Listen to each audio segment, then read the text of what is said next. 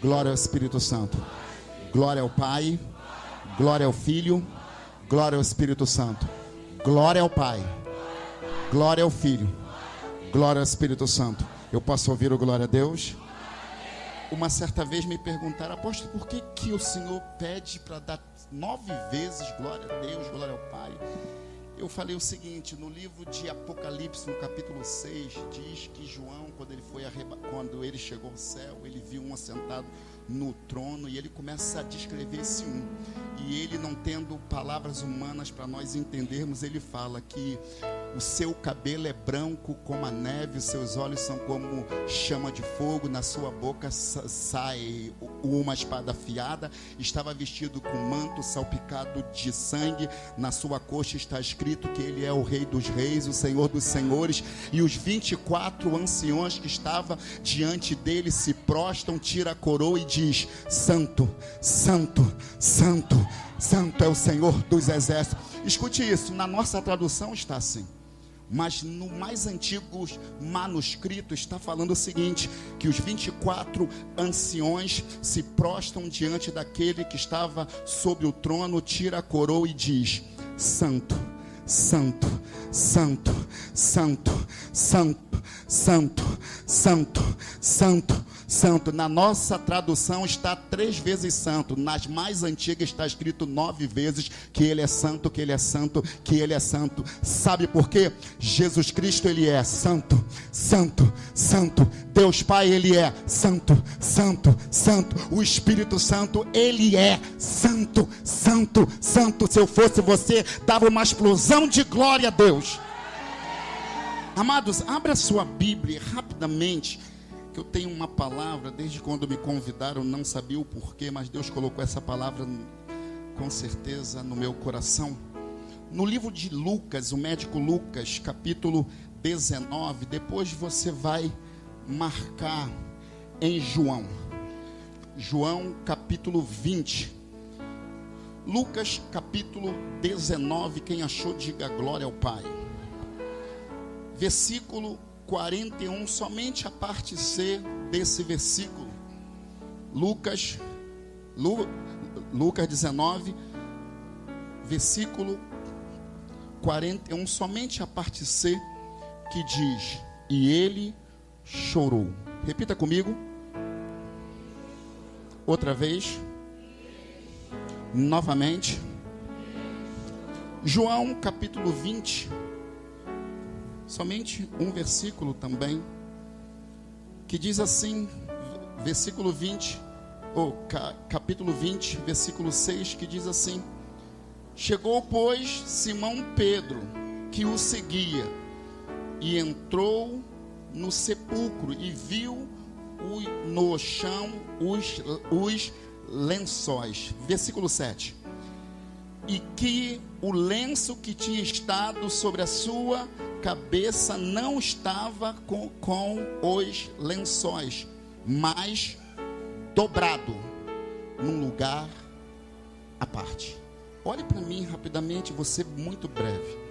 Quando nós lemos Lucas 19, eu sou apaixonado por esse texto, porque o interessante é que Mateus narra a entrada triunfal de Jesus, Marcos também narra a entrada triunfal de Jesus, João também narra essa entrada, e João também narra essa entrada.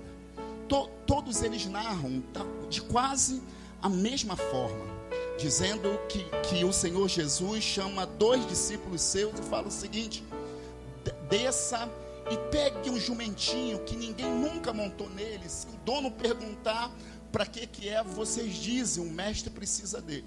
Apenas isso. E a Bíblia diz que os 2 então descem, encontram o jumentinho amarrado, ele virgem, ninguém nunca montou nele, desprende ele, e quando eles saem, os donos perguntam: para que é? E eles então dizem: o mestre precisa dele. E eles então sobem com o jumentinho. Eu estou sendo rápido. E de repente Jesus, sem falar nada para os discípulos, sem falar nada do que ia fazer, a Bíblia diz que Jesus então sobe sobre o jumentinho, eles colocam as vestes para que Jesus subisse, e de repente a Bíblia diz que Jesus estava próximo ao Monte das Oliveiras, que é um lugar alto em Jerusalém, e Jesus então ele começa a descer. O interessante é que a Bíblia diz no verso depois que uma multidão esperava Jesus. Eu fiquei me perguntando, Tiago, durante muitos anos, como a multidão soube que Jesus ia descer, já que ele não tinha falado nada para os discípulos. Mas não importa, porque você sabe muito bem que onde Jesus estava tinha sempre uma multidão. Posso ouvir o glória a Deus? Multidão essa que se dividia em vários grupos. Uns estavam ali por causa do pão, por causa do peixe, outros estavam ali apenas para ser curado, mas alguns estavam ali porque queriam ouvir a palavra de Jesus, uma palavra que liberta, que cura, que salva, que transforma, e uma palavra principalmente que leva para o céu. E uma multidão seguia Jesus então desce ali, os discípulos cercando ele na jumenta, e de repente a Bíblia diz que eles começam a colocar lenço no meio da rua, pegam ramos, começam a cobrir a rua. Jesus então entrando, a Bíblia diz, o texto fala que a entrada triunfal de Jesus, quem estava entrando ali não era César, quem estava entrando ali não era Pilatos, quem estava entrando ali não era Calígula, não, quem estava entrando ali não era um rei, quem estava entrando ali em Jerusalém era o Rei dos Reis e o Senhor dos Senhores. Quem estava entrando ali não era um mortal, mas era aquele que é imortal. Quem estava entrando ali não era qualquer pessoa, é aquele que estava lá, mas hoje ele continua estando aqui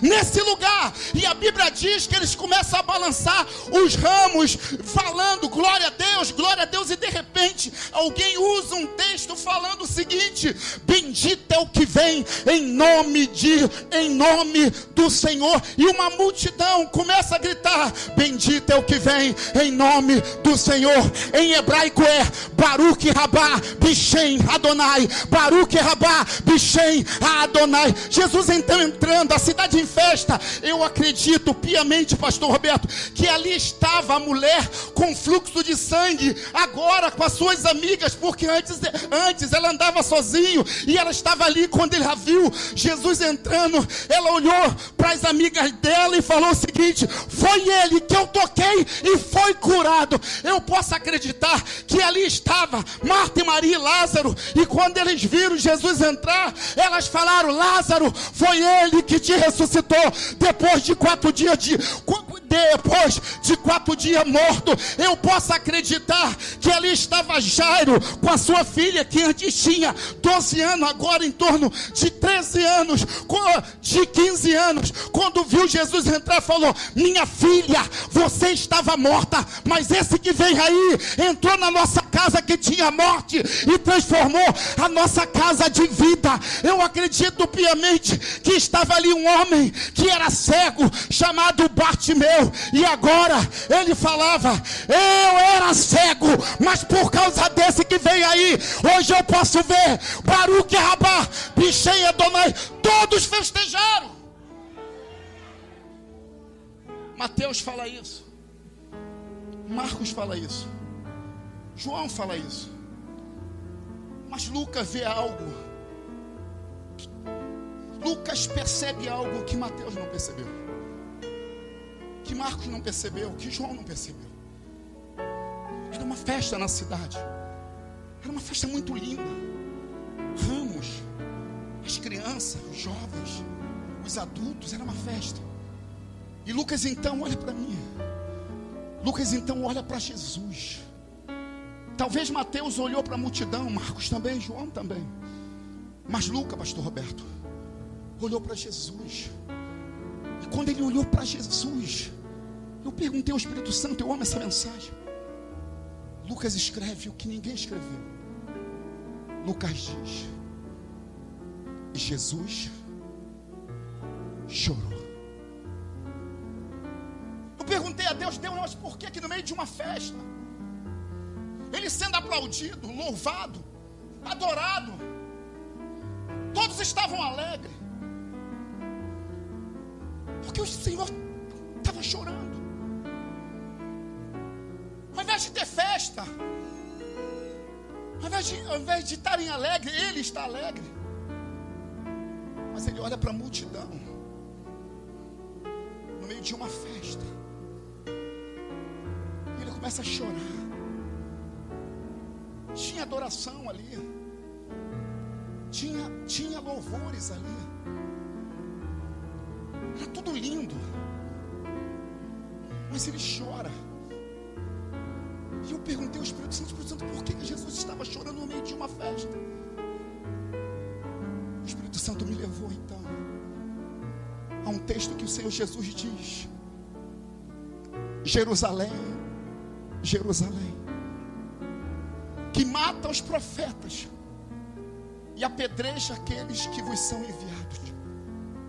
Quantas vezes eu quis vos juntar, como a galinha junta seus pintos debaixo das suas asas, mas vós não quiseste. Este povo louva-me com os lábios, mas o seu coração está longe de mim. Enquanto João, Mateus, Marcos olhava para as pessoas, Jesus, pastor Roberto, olhava para o coração. E ele viu que muita gente que estava ali estavam apenas por estar, estavam apenas louvando. Mas ele olhou para o coração e disse: esse povo louva-me com os lábios, mas o seu coração está longe de mim. Aí eu pulei para outro texto que diz: quando Jesus ressuscitou, Pedro entrou no sepulcro e viu um lençol dobrado. Eu estive em Jerusalém em 2000. Eu estive em Israel em 2010, em um seminário, e quando eu aprendi algo que me chamou a atenção, eu aprendi por que o lenço estava dobrado. Todo judeu, irmão Janário, quando eles almoçavam, jantavam, os servos, os escravos, pastor Roberto, ficavam próximo a ele, e ele na mesa comendo, porque quando ele acabava, os escravos podiam comer, mas tinha um sinal. Quando o Senhor estava comendo, se ele pegasse o lenço, dobrasse e jogasse em cima da mesa e fosse embora, os servos dele eles entendiam que o Senhor tinha acabado, que ele não ia, pastor Jael, mais retornar para comer. Então eles podiam comer. Mas quando o Senhor estava comendo e ele queria sair, ele pegava o lenço, dobrasse o lenço e saísse, os servos dele sabia que ele ia ali, mas ele ia voltar. Quando o texto diz que quando Pedro entrou ao sepulcro e viu o lenço dobrado, Pedro entendeu que ele só foi ali, mas ele vai voltar. Ele foi ali e ele vai voltar, mas a pergunta é: por que ele foi ali e vai voltar? É porque quando ele dobrou o lençol, eu acredito, o lenço, ele falou o seguinte: antes, esse povo louva-me com os lábios, mas o seu coração está longe de mim. Então eu vou fazer o seguinte, pastor Jael, eu vou ali, vou dar um tempo para eles melhorarem a cada dia, para eles se santificarem a cada dia, para eles me adorarem, não apenas com os lábios, mas com o coração. Eu vou ali um pouquinho de tempo. Talvez passou 2000 anos no nosso relógio, porque Pedro fala que um dia para o Senhor é como 1000 anos como um dia. Então para o Senhor não está preso nesse relógio. Então ele fala o seguinte: eu vou ali para dar um tempo a eles, para que eles possam melhorar, para que eles possam se santificar, para que eles possam se arrepender. Mas eu vou voltar, mas Mas por enquanto eu só vou ali voltar para dar um tempo para cada um de nós. Ele está nos dando um tempo, pastor Roberto, para nós melhorarmos a cada dia, pastor Israel. Ele foi dar uma volta, mas não se esqueça que ele um dia vai voltar. E quando ele voltar, essa igreja aqui será arrebatada e morará para sempre com o Senhor. E nos encontraremos para ele, sabendo